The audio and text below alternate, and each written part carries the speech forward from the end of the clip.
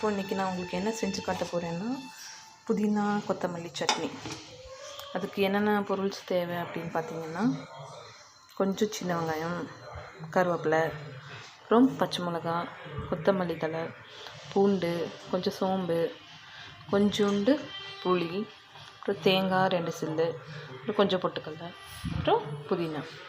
இப்போது எண்ணெயை போட்டு கொதிக்க வச்சதுக்கப்புறம் வெங்காயம், முழுமதி அவளது முகமாகும், மல்லிகை அவளது மணமாகும், மின்னல்கள், பச்சை மிளகா, இது எல்லாமே போட்டு தாளிச்சதுக்கப்புறம்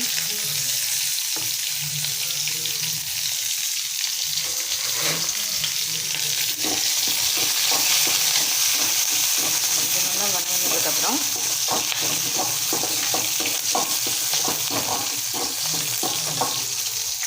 கொஞ்சம் ஓரளவுக்கு ஆயிடுச்சு.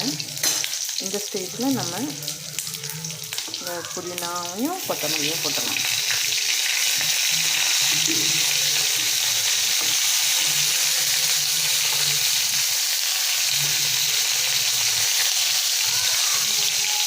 எல்லாத்தையுமே போட்டுடலாம், இந்த பொட்டுக்கல்லை தவிர, இந்த தேங்காவை தவிர. சாரி,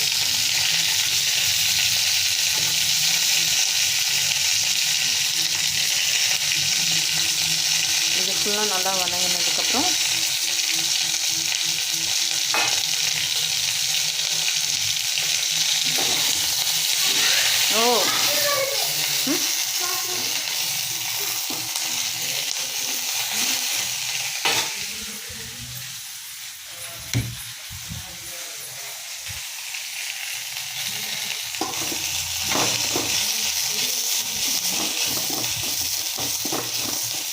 இது ஓரளவுக்கு ஆயிடுச்சு. இந்த ஸ்டேஜில் நம்ம இப்போ தேங்காயையும் போட்டு வதக்கி எடுத்துருவோம்.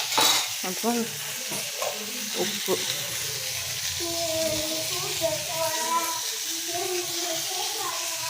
தேவையான அளவு,